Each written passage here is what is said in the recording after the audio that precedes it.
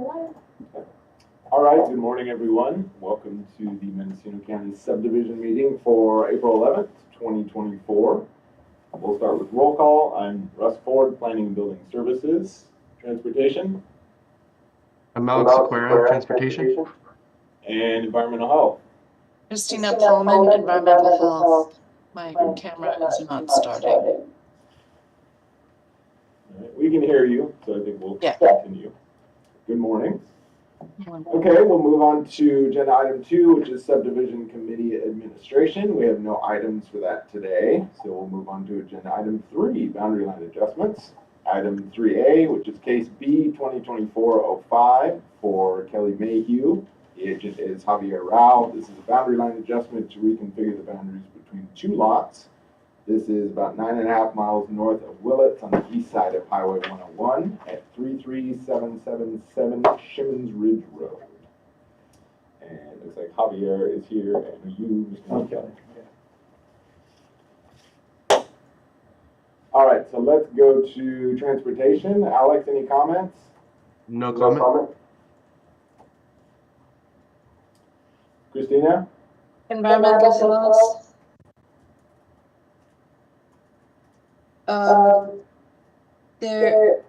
There was a comment about the location of the secondary field, which is below the primary.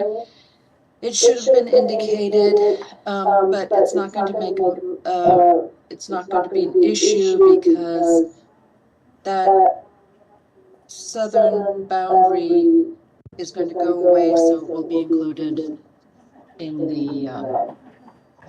the correct parcel. Okay, so no comments ultimately. Hey, Matt. Christina, are you still there? Yes, no comment ultimately. Okay, thank you. And then the only comment I had was just kind of nitpicking on the site plan. Typically, when we do the BLAs, we want to see the boundaries of both parcels on there. Oh, okay. We were able to tell what was going on from it, but just for best practices. Yeah, got it. And so planning is recommending approval with standard conditions. So can I get a motion? I move that we recommend approval to, who do we recommend approval to? We are approving this ourselves. I recommend approval of B 2024-0005 with standard conditions. Thank you. I second that. Okay, all in favor? Aye. Aye. All right, thank you. You guys are good to go. Okay, good. All right, so 10-day appeal period, when it's done, I'll be in touch with you. Yeah, sounds good. Sounds good, sir. Thank you. Thanks, guys. Thank you. All right, next up, agenda item 3B. Boundary line adjustment 2024-07 for Federal Spring Standards. The applicant is Stephen Amano. Agent is Jim Ronco Consulting LLC. This is a boundary line adjustment to reconfigure the boundaries between 4 lots, about 3 miles west of Hopland on the west side of Highway 101 at 3565 and 3563 Federal Street Road in Hopland. Looks like we have several Roncos here. Are you Mr. Amato? Okay. All right. First, do you guys have any comments on the project? Just here to answer questions. Okay. All right. Alex, any comments from DOT? No comment. Okay. Christina?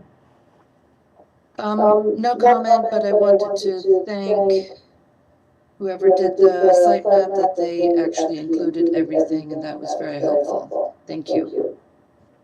Nice job, Jerry. You get the And planning is recommending approval with standard conditions. Can I get a motion?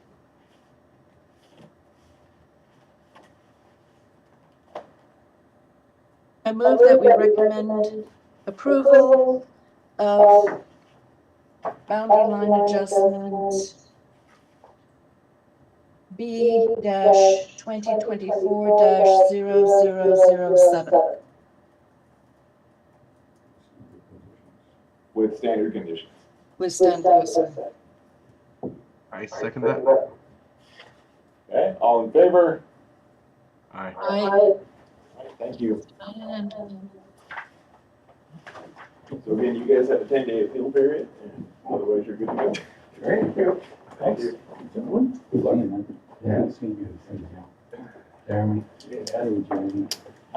I think I'm rather you All right, agenda item 3C, boundary line adjustment B 2024-08 for Daniel Hoy and Stephanie Stratfo. A boundary line adjustment to reconfigure the boundaries between two existing lots, 5¼ miles northeast of Fort Bragg, located at the junction of Little Valley Road and Benny Lane. Address 26175 Benny Lane in Fort Bragg. So is there anybody here for this application? No one online. All right, we'll go to transportation. Any comments? The only concern I had, which is explained in the little letter in the referral packet, was that they are taking two parcels that were fronting a county road and putting one in the back. There is mention of a 60-foot non-exclusive roadway easement in writing. I don't know if we need to have proof of that, but you know, if there's definitely that easement that serves that parcel, then we'd be fine with it. Yeah, I believe the site plan shows a road along the west side. Yeah, it shows the road, and in the description it has that there is an easement that would access it, so I would say no comment. All right, Christina? EH had a concern that was addressed, and the site plan was revised for that, so no comments anymore.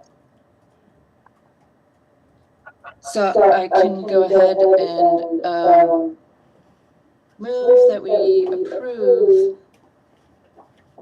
the B-2024-0008 with standard conditions.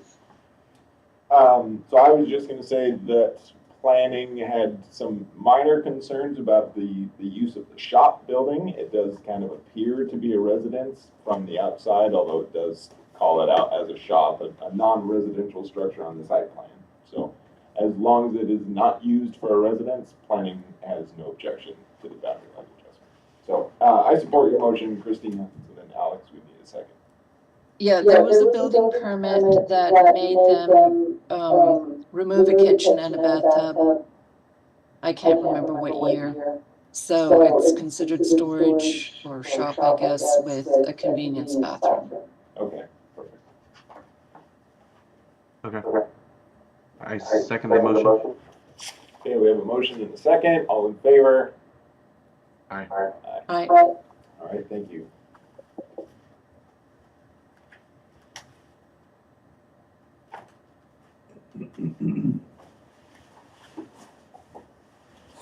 Okay, we're on to agenda item 3D, boundary line adjustment B 2024-10 for Ralph Chappelle and Pete Lucchese.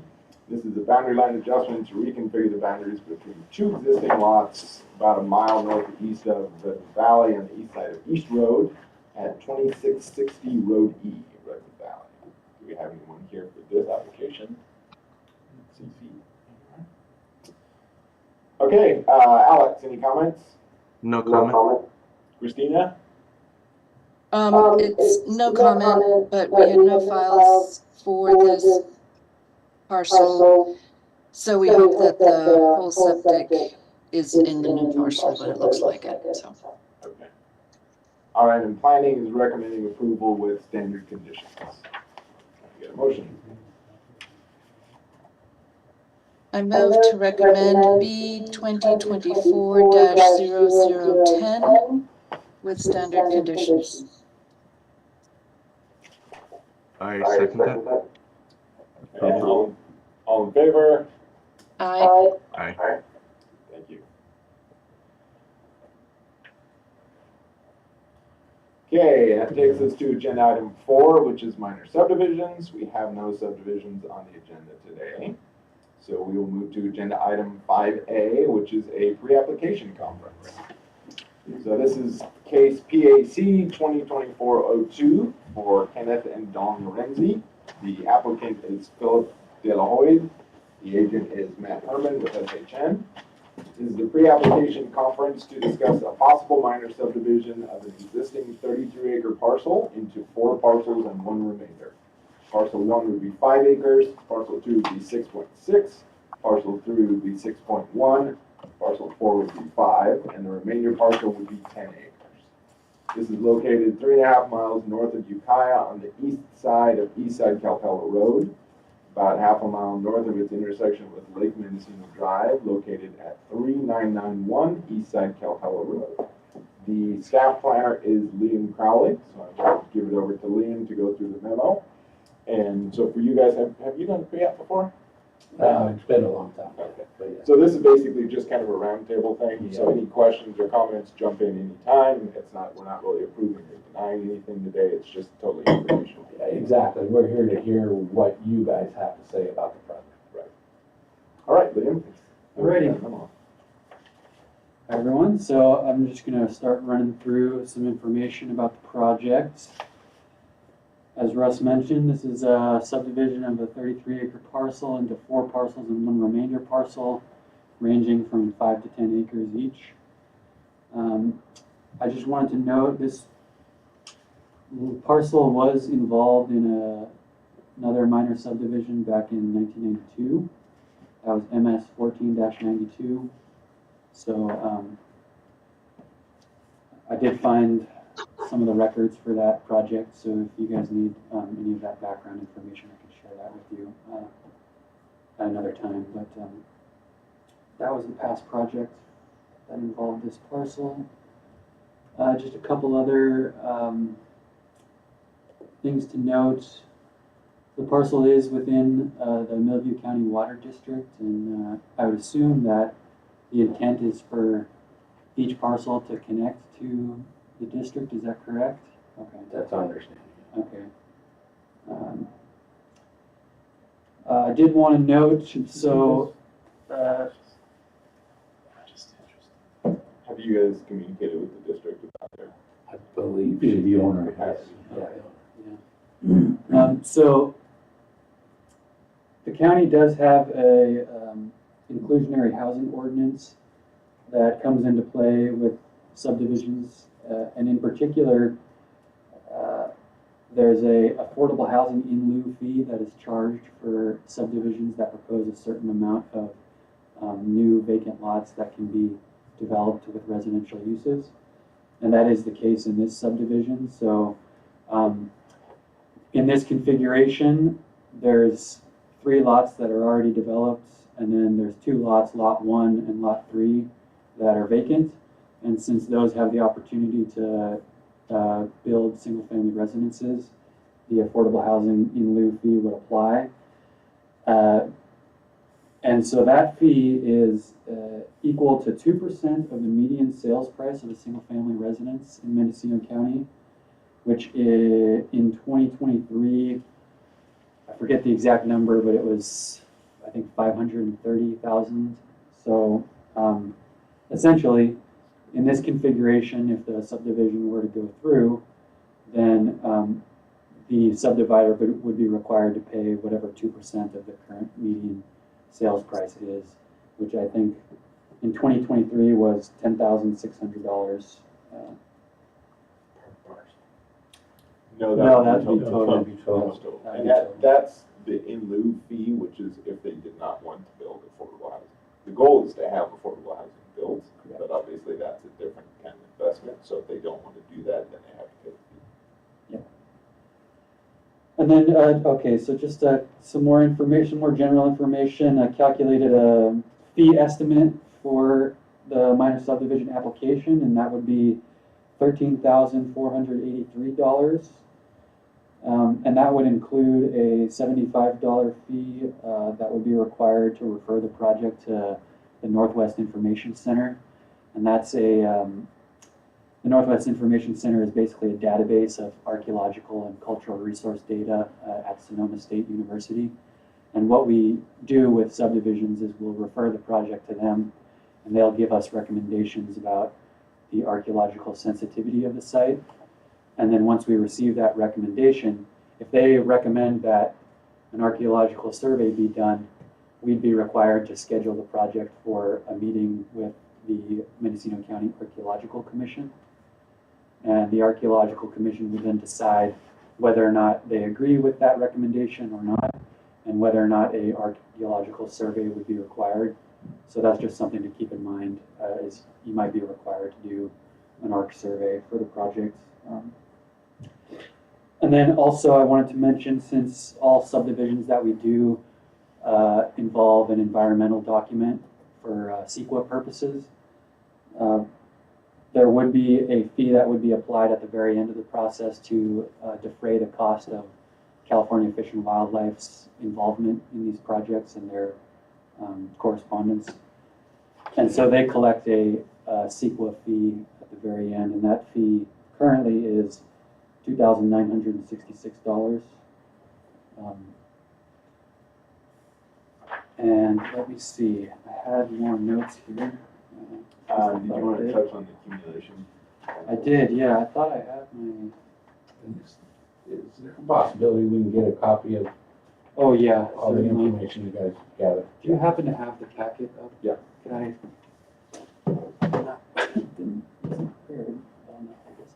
Okay, so there was a question about, given the fact that there was a subdivision in the past and the current subdivision involves a parcel that was involved in the past subdivision, there was a question about whether or not this new subdivision would qualify as accumulation of parcels, which is a term that's used in our subdivision ordinance to kind of prevent these subsequent subdivisions from happening when they're the same owner kind of over and over again. But essentially, my finding was that that wouldn't apply in this case because the original subdivision was done by Harry Lorenzi, and all of those properties have subsequently been transferred to other people. And because of that, he would no longer be the one doing the subdivision now. And basically because of that, it would no longer be accumulation of parcels. So just wanted to note that. I think, you know, in any case, I don't think it's technically required, but it might just be helpful to, you know, sometimes when there's a question about whether or not accumulation of parcels has occurred, we'll have people submit a notarized affidavit signed by the previous subdivider stating that they had no intent of creating additional parcels in the future, essentially, out of the contiguous property. So it could be helpful just to have that in the record. But again, I don't think it's technically required. And then, yeah, a couple other things I just wanted to go over was looking at the map, specifically at Lot 4, there's this kind of strip of land that connects to the easement where the cul-de-sac is. And my thought on that was that this lot would qualify as what's called a flag lot, and that's covered in section 17-52 of our subdivision regulations. And it says here that flag lots may be approved by the Planning Commission when necessitated by topography or other special condition, provided, however, that the main portion of the lot meets the provisions of this chapter as to length, depth, area, and design. In no case shall the access strip be less than 20 feet in width, nor greater than 300 feet in depth, and improvements shall be constructed therein to provide an all-weather driveway.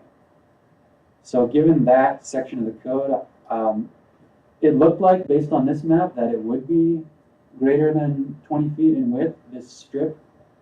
And, but I would just want to make sure that that's addressed. Yeah, well, this right here, yeah. That's, I believe it's 60. Okay. It's an The existing. road's probably 20 feet. Yeah, easily. Yeah. And I then, mean, it's a vineyard road. yeah, and then also, I don't know how long that strip is, if it's greater than 300 feet or not. If it's technically greater than 300 feet in length, I think there could still be an opportunity to request an exception, I don't know, or something along those lines before the planning commission. Because it does seem to me like it's kind of the most logical way to connect. The existing access to that parcel is actually Lake Mendocino Drive. Right. This was just a method of gaining a secondary access to it, Mhm. as well as adjusting the parcels to meet the size requirement. Right. So in any case, that was the only note I had on that. Let me see here. And then I also had a bit of a concern about setbacks, specifically with lot 2 and this residence that's on lot 2 that's right immediately adjacent to the road. So the setbacks for the zoning district that this is in, are R5, it would be 20 feet front yard setbacks. And based on the line that's drawn here, that's just kind of along the road, I don't think that that building would meet the 20 feet front yard setbacks. And I don't think the county would approve a subdivision that's basically creating this nonconformity. It's already been approved. Oh. This is the original subdivision, and that's the parcel that's not a part of the subdivision. Well, we're talking, because right now, Well, there's the residence adjacent to it. we're talking about this structure and this line that is coming along roughly the center of the road. Yeah. Is that where it is? There's probably not 20 feet between those right there. So one of the options would be to just scooch this up Push to it the up. north end of the road. Sure. Yeah, just to make sure that you can meet that I 20 got it. feet. And I think, That makes sense. yeah, I think that was all that I had on my notes. I did just want to briefly go over some of the other conditions of approval that planning would be recommending, and then we can go to DOT and EH. Did you guys get a copy of this? No, we- Okay. Weren't privy to that. We barely got the agenda. Well, I'll give you this packet afterwards, but beyond just kind of standard conditions that involve putting notes on the parcel map, I already mentioned the CDFW fee. There's a condition about unanticipated discoveries of archaeological resources. That's a note that appears on the parcel map. Let me see if I had anything else here. The project would be referred to the local fire district, and if they have any comments, we'd probably incorporate those as conditions of approval. I did mark this condition. I'm not exactly sure whether or not we would require this, but it would be that verification be received by a licensed civil engineer or surveyor that each parcel created is a minimum of 5 acres net. Because there were a couple parcels on here that were exactly 5 acres, I think we would just want verification that those are in fact going to be greater than or equal to 5 acres. once it's like this. Yeah, I mean, this is prior to any type of field survey that we've done. Right. I have a question on that, excuse me. When you say net, is that net of easements? Was my understanding on 5 acre parcels that, at least in the past, that you didn't subtract easements from the net area. Correct. So net would be everything within the property boundary, including easements, which obviously are not buildable space.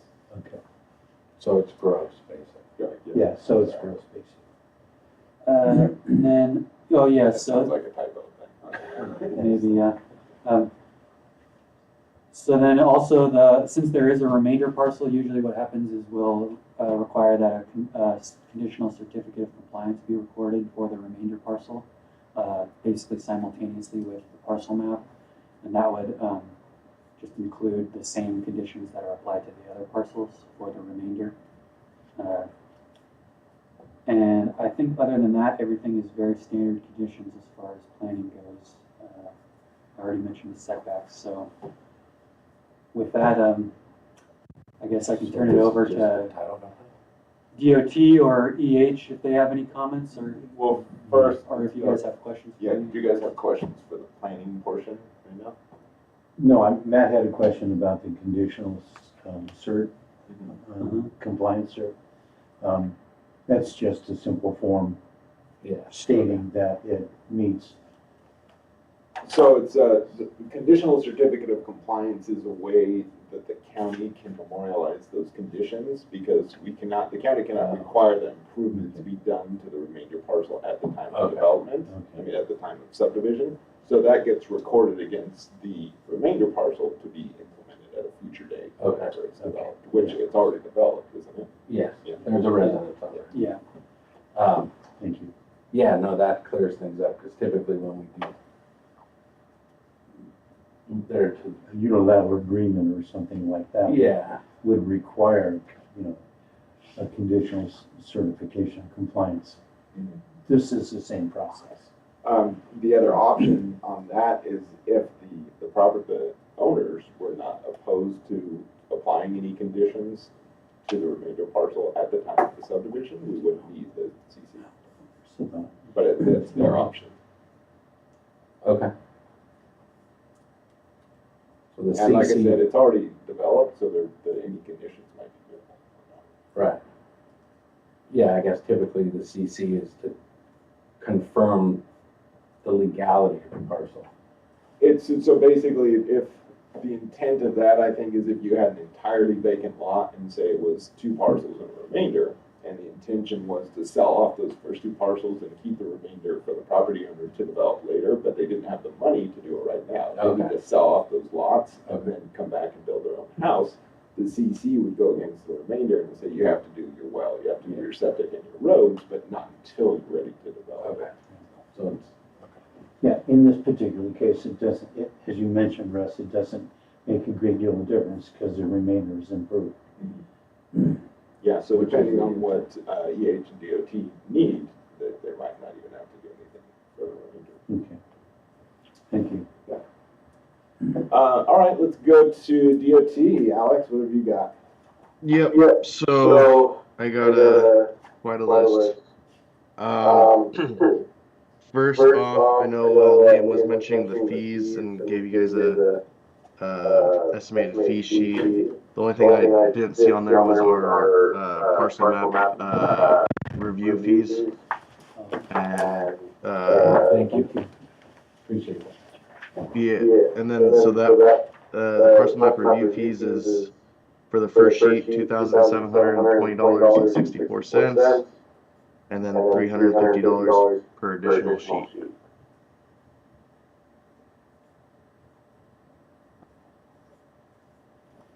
Are you gonna revise this document, Liam? Yeah, and I can follow up with you guys with Comment. all this information. Okay, that'd be great. And then I don't know if you guys have that checklist. I kind of filled that. Do you guys have a copy of the checklist over there with the recommended It should be conditions? in the packet.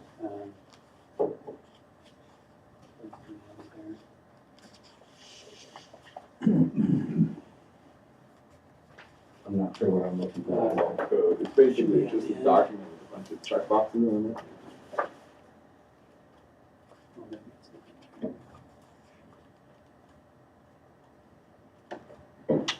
Oh, yeah, there's this right there. So we have the ones that Liam did for planning are already checked. Okay. So then we have a separate section for DOT, which I think Alex will go through. Into this. So we'll come back to this for EH. Okay. Contradiction. Okay. So we'll start at condition 40. Okay.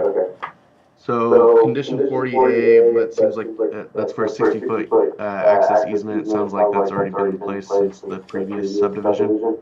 So nothing really there, just documentation of that access easement. And then 40C, if a parcel map is filed, all easements of record shall be shown on the parcel map. And then 40E, all natural drainage and water courses shall be considered as easements. It'll be shown on the parcel map. That's So the just main, the standard note. those are kind of standard conditions. Yeah, if there's any, you know, I don't know if there's any natural drainage courses that are on these properties, but if there are, it would need to be shown. And then so the big requirement would be 41B. So there's an existing access road that comes off of east side Capella Road that goes down to the kind of the turnaround. So that would need to be improved to 22 feet wide with 18 feet width of surfacing, which it would be a double chip seal over 12 inches of aggregate base. Yeah, no, I get it. I'm just making notes for it. And that would be from east side Capella down to the turnaround. Right. And then 41E. I'm not. I know it's pretty flat out there. I don't know if there's any existing culverts. You know, I haven't done a site visit of the road. You know, just be if there are damaged culverts on that current road, or if there needs to be culverts installed, that sort of thing would need to happen. And then 41F, you know, we just have this as a condition. Obviously, it's all flat out there, and you're not going to be exceeding 16%, but that's just you know, a condition that we have. And then 41H, the standard private road approach coming off to east side Capella. I know that the current approach is, you know, it narrows and then, you know, the road gets wider. So that approach at east side Capella would need to get redone to, you know, accommodate the wider road. Would that include an encroachment permit? Yeah, that would include the encroachment permit. I think that's 41 M. So yeah, that would include encroachment permit. And then J, you can select J1. That's the turnaround for the 40-foot radius turnaround. Shall be constructed within a 50-foot radius easement at the end there. And L, approval of the tentative map is conditioned upon improvements. You know, you guys need to notify when the improvements have been completed, and we would go out there and you know, check that all the conditions have been met. And then M is the encroachment permit. And then 44 and 45. Do you guys, is there a current private road name out there? Yeah, I believe it's, I want to say Lorenzi. Is that official? That I have no idea. That would be something I would ask you guys. I didn't come across anything when I was looking at it, but. Yeah, I might recommend that they, because if they own all this property, they would be able to adopt the name for this road just by putting it on a map. So that's probably a good idea. That'll help us do addressing here in the future. Okay. So that wouldn't require a separate petition because they're 100% owners of the lands being subdivided and what's beyond it. So all we need to do is name it for 43. Correct. You just have to put a name on the parcel map. would they have to, I think there's one other owner that I think takes access off that road. Oh, that's right. These two have On the north side there. Yeah. Yeah, I'm sorry. So then you would want to get there. So it would be 43. Yeah. And then we'd also show it on 44. just that it's on the parcel map. Correct. Got it. So this one, the neighbors have to approve for 43. Or they just have to file a petition with you guys. Well, so we've kind of changed the road naming process since this condition was written, so it's a little bit different now. A lot of what we do for private road namings actually comes from the fire departments, and it just kind of goes right to the director. So we'd have to look and see what that process was. Ideally, if you can get buy-in from those property owners, that wouldn't be an issue. If one of them objected, then we'd have to see what the options are, or what kind of percent agreement we need. And you're updating your checkboxes? Yep. Yeah.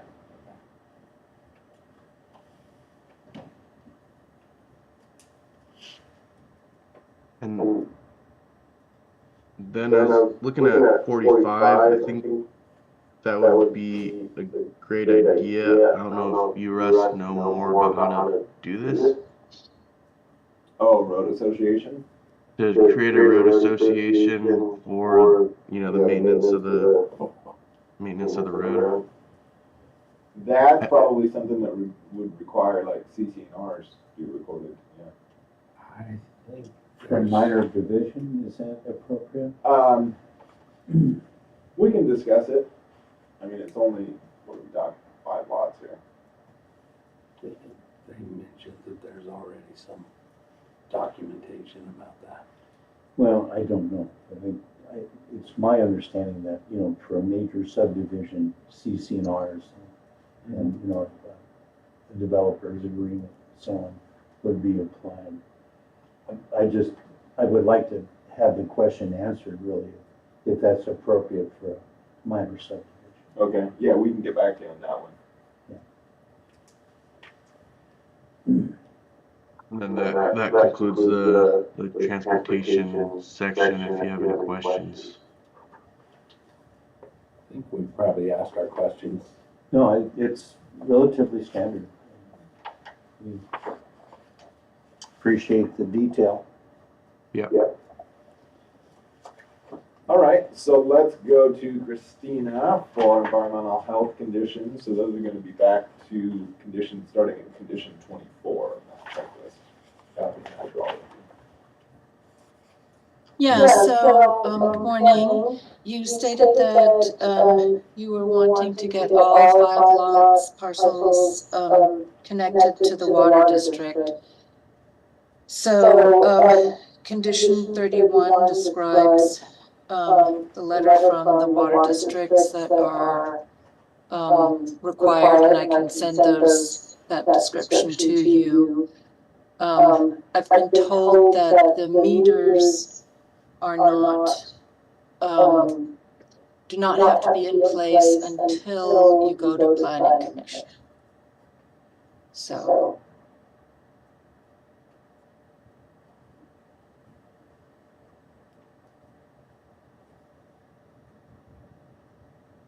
So that's the water situation. And for septic, each parcel has to have a primary and secondary replacement field designated by a professional site evaluator. So we would need to identify the structures with plumbing and for instance, lot 1 and 3 are they have no structures, so they will need a complete site evaluation report. And I can write this stuff out for you guys too. That would be fantastic. Is that condition 25, Christina? That would be condition 25, yes. Okay. Lot number 2, does that have only one habitable structure on it with plumbing? To the best of our knowledge, yes. Yeah. Okay, I was just corrected that the meters required to be installed after planning commission prior to final EH letter. Okay. I mean, subdivision goes to planning commission, no matter what, right? Right, but I mean, the actual cost of installing the meters would be once we know for sure we've got a subdivision. Yeah, after approval. Okay. So you got 2 years after it goes to PC. Yeah. So on lot 2 for the septic, I have one random permit that I cannot assign that I will send you guys as well. Or if you'd like to take a look at it now, I can share screen and you can take a look at it now, but it might be better for you just to have a copy of it. That'd be great. So if that happens to belong to one of these structures, that would reduce the requirement for that structure to then just have a replacement field because you have the permit for the primary field. That makes sense. And that random permit could, I mean, it's from 1964 and there's very little description on it that will help me place it. So it could belong to lot 2 or lot 4, or it could not belong to any of those lots, so. Yeah, I think lot 4 was a restaurant at one point. Yeah, a bar and a restaurant. Is there any other plum structures on that lot? Lot 4? Yeah, that's Is right. that being used as a residence right now? What's the? I don't, honestly, we don't know. I believe Anyway, it. if it has plumbing in it, we need to know about what's happening with the effluent coming out of it. So then the good news on the remainder lot 10 is that we have a permit for one of those structures there, and it seems to be the one that's kind of towards the middle or just north of the driveway. And it has primary and replacement. So that structure, you won't need to be presenting anything. We have that, but there seems to be a number of other structures on that parcel that if they have plumbing, we need to find out what's happening with that. So that would be kind of a discovery type of permit? Yes.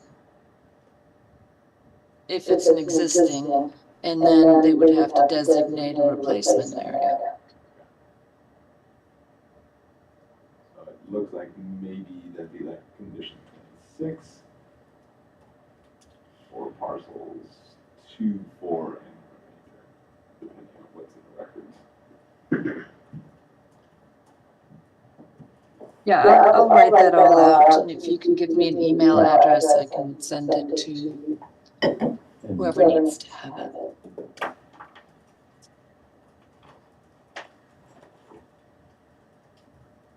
sure Russell has it, but.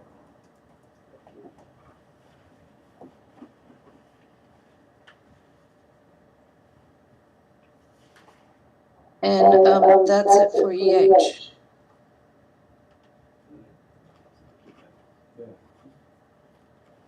So yeah, depending on what they find on the remainder parcel with that discovery, there might not even be additional conditions that need to be done for that. Right.